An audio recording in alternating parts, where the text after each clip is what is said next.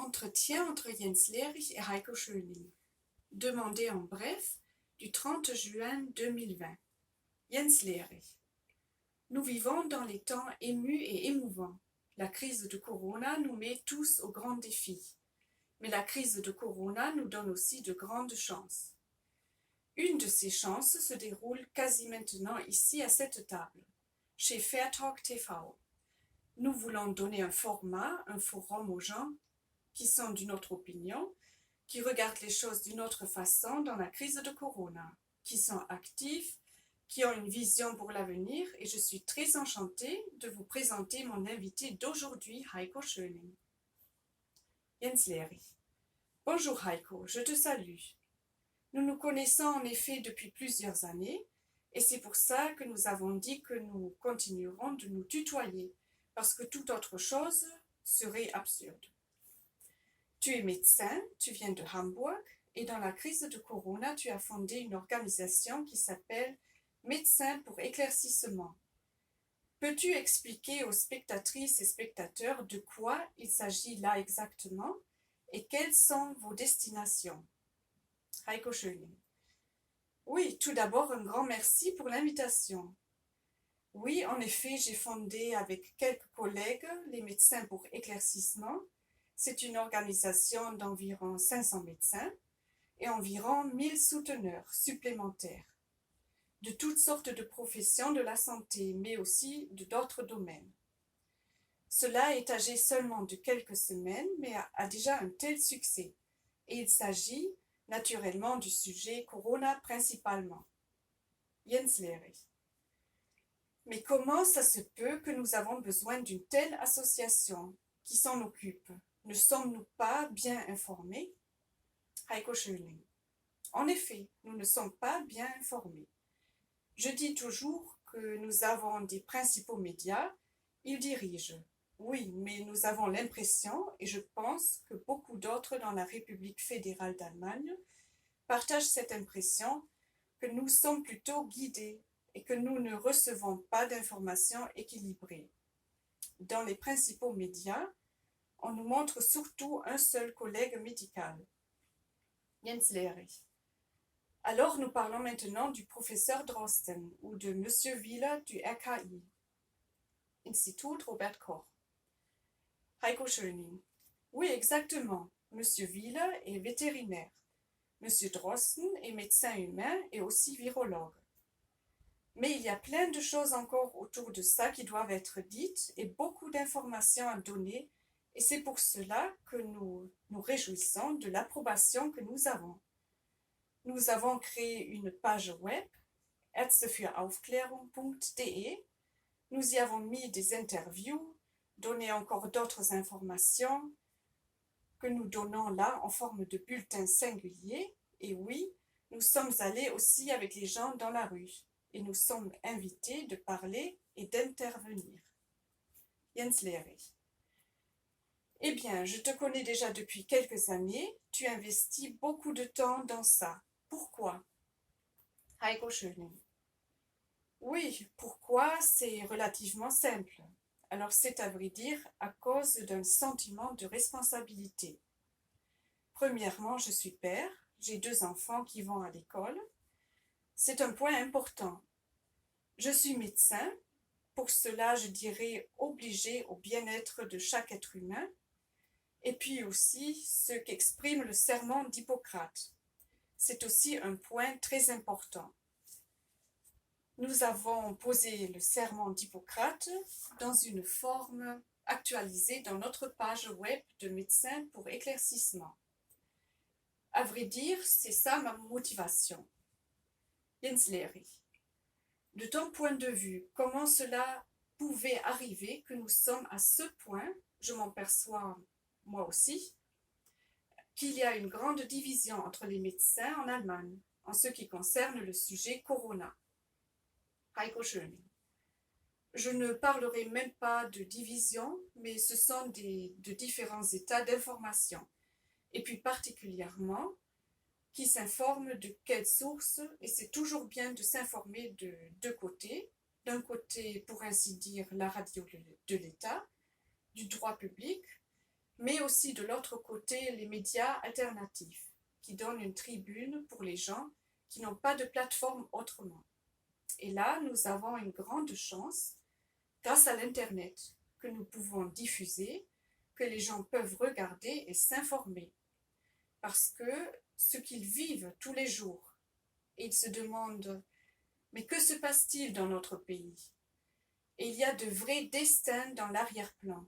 Des proches se demandent « Pourquoi je ne peux pas aller voir mes parents dans la maison de retraite ? Pourquoi on repousse des opérations nécessaires ?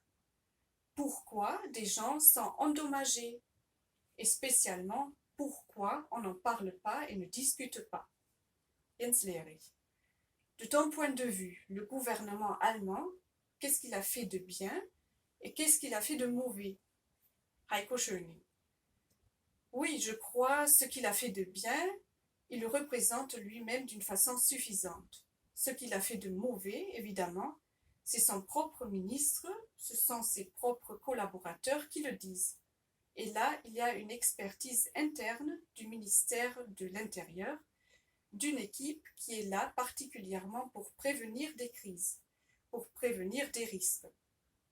Cette équipe s'est rassemblée là et une personne a élaboré une expertise ensemble avec des conseillers, avec beaucoup d'experts, pas une opinion singulière, mais beaucoup d'opinions.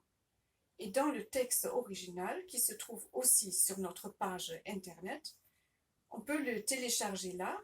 Dans ce texte, il est écrit que dans les mois de mars et avril 2020, 90% des opérations nécessaires n'ont pas été faites ou ont été repoussées.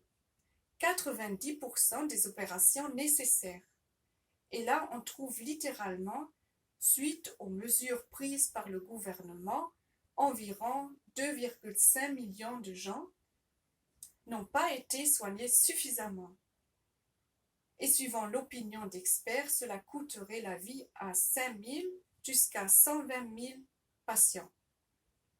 Alors, là, on y trouve que 100 000 à 125 000 patients en Allemagne sont déjà décédés à cause de ces mesures ou vont encore en mourir. Jens Lehrig. Alors, si je te comprends bien, les mesures sont le plus grand malheur de ton point de vue. Heiko Schöning. Oui, effectivement.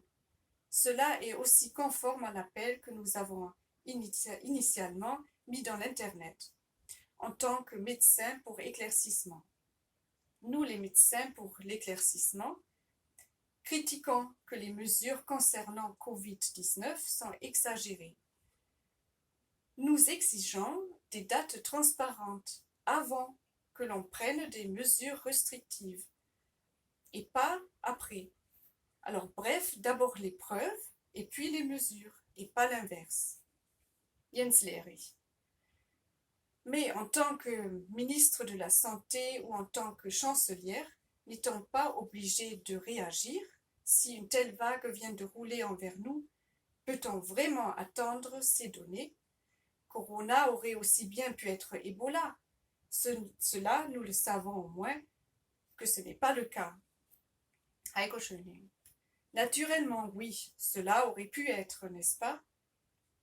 Alors c'est pourquoi on doit regarder tout simplement les données et les campagnes que nous avons dans les médias, mais aussi dans la politique. En fin de compte, on a estimé cela comme si nous avions un virus mortel, comme si nous avions la peste, comme si nous avions quelque chose d'absolument nouveau, un virus qui coûterait la vie à beaucoup de gens en plus. Jens Lehrig. Mais M. Drosten a dit dans une interview avec le Spiegel, répondant à la question si par la politique, comme elle était exécutée, si par celle-là, des vies d'hommes auraient été sauvées. Il a répondu « Oui, jusqu'à 100 000 hommes ». Heiko Schöning. Eh bien, ce n'est évidemment pas le cas.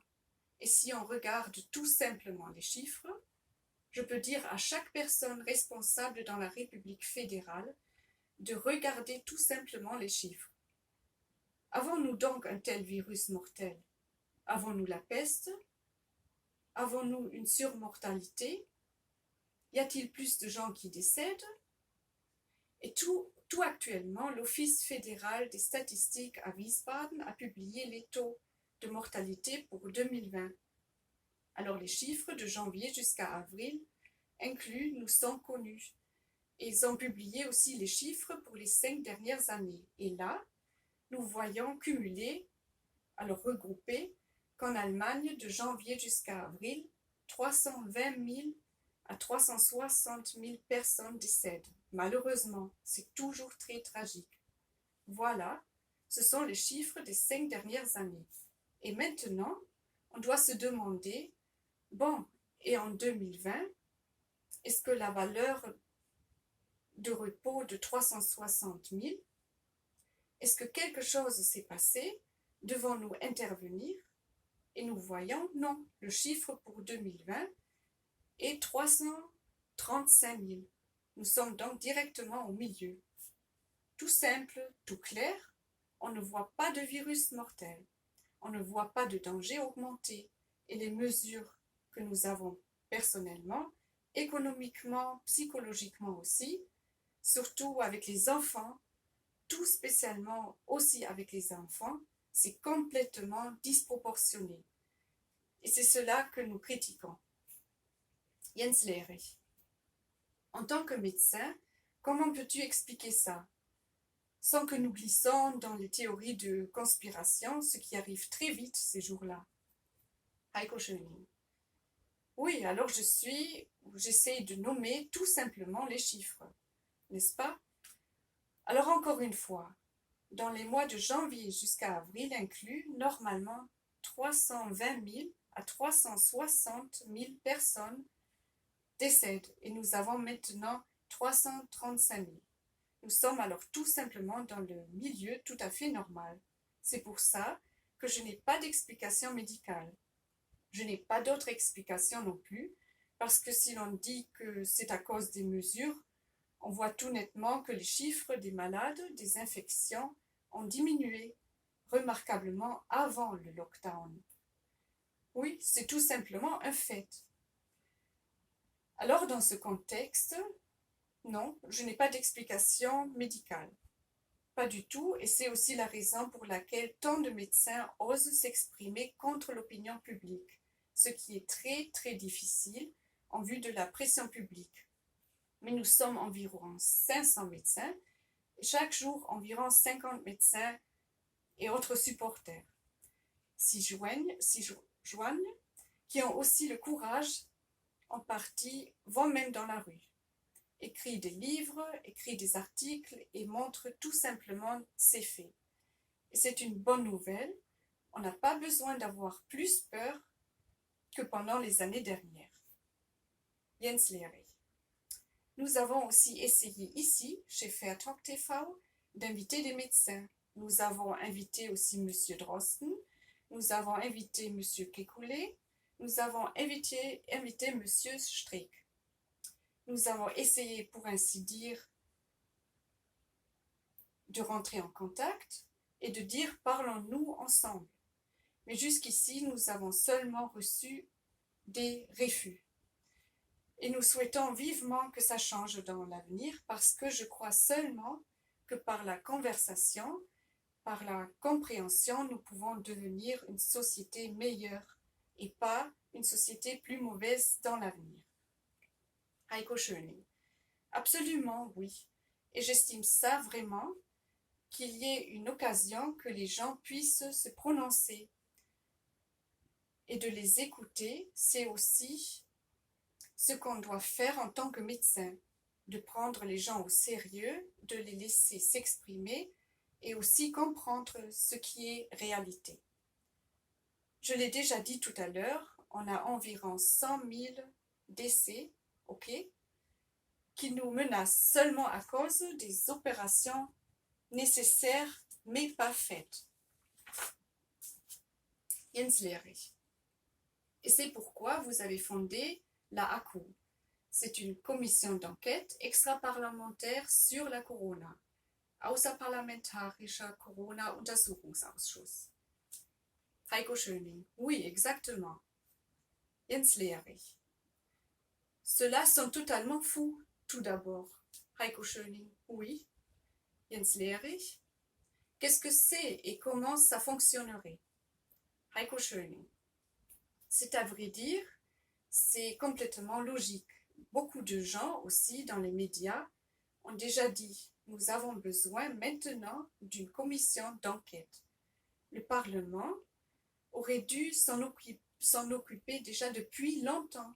Le comité de santé, oui, ou alors une initiative des partis oppositionnels, s'ils existaient réellement.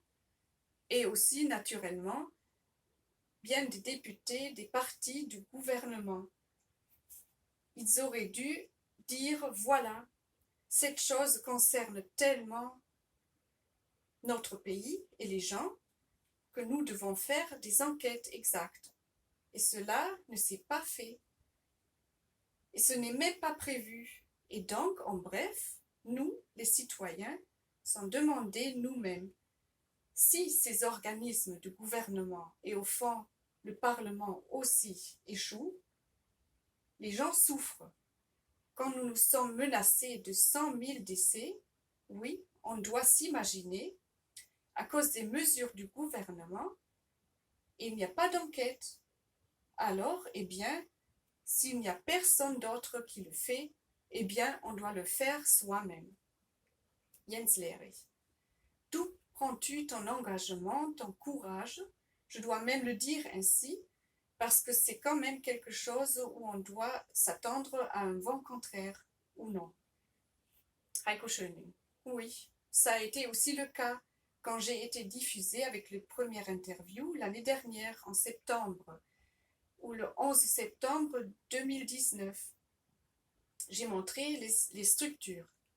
Jens Lehrig. C'est vrai, c'était le 11 septembre. Heiko Schöning. Oui, exactement. Ça a été diffusé là, alors c'est-à-dire déjà avant, où j'ai montré ces structures qui étaient en préparation. Je peux seulement inviter tout le monde de regarder ça encore une fois. Eh bien, c'est le sentiment de responsabilité. Je ne veux pas cela moi-même pour ma famille, et non plus pour mes patients. Et en outre, tout sincèrement, je ne trouve ça pas courageux. En principe, chacun peut faire ça, et en plus, il s'y ajoute que je suis aussi officier de réserve de la Bundeswehr. Il y a longtemps, mais quand même, j'ai juré là aussi de défendre des hommes et la République fédérale, courageusement. Je peux également recommander à tous les officiers, par exemple de la Bundeswehr, à tous les fonctionnaires, d'être courageux maintenant et de formuler la vérité, parce que les choses sont comme elles sont. Et puis, on doit, maintenant, c'est le moment où on doit montrer les choses. Eh bien, le vent contraire, il existe. Mais il ne s'agit pas de ma personne, mais simplement des faits. Jens Lehrig. Comment peut-on vous soutenir? Heiko Schöning. Oui, nous avons une page internet www.ärztefüraufklärung.de et on y a établi un compte de dons tout récemment parce que il s'agit maintenant vraiment d'exécuter cette ACO, cette commission d'enquête extra-parlementaire sur Corona, cette ACO, A-C-O, de l'exécuter d'une manière vraiment professionnelle, de l'exécuter avec objectivité et de l'exécuter vite. Parce que les gens souffrent maintenant. Il s'y ajoute encore plus de cas terribles. Nous voyons cela aussi dans les emails, dans les lettres. Jens Lehrig. Je crois, vous recevez, tu me l'as raconté dans l'entretien précédent, 300 emails par jour. Heiko Schöning. Oui, c'est juste. Des proches, des médecins sont désespérés et ils disent aussi pourquoi on n'en parle pas ici, les gens décèdent. Ce sont des destins horribles et c'est pourquoi je peux seulement confirmer les chiffres qui sont sortis de l'expertise interne du ministère de l'Intérieur. alors c'est 100 000 décès, seulement à cause des opérations repoussées. Jens Lehrig, jusqu'à 100 000. Heiko Schöning, oui, jusqu'à. Je peux les confirmer et aussi que mes collègues lisent nos emails et essaient de leur répondre. C'est vraiment nécessaire maintenant de remettre cela en état d'une façon professionnelle avec des personnes qualifiées. Jens Lehrig. Heiko, je te remercie pour ce premier entretien. Nous prendrons régulièrement contact avec vous pour entendre ce qui en est devenu de la Cour. Je vous remercie de tout cœur pour regarder. Vous trouvez toutes les informations concernant l'émission sous Fair Talk TV et à très bientôt au même endroit. Merci beaucoup Heiko, salut.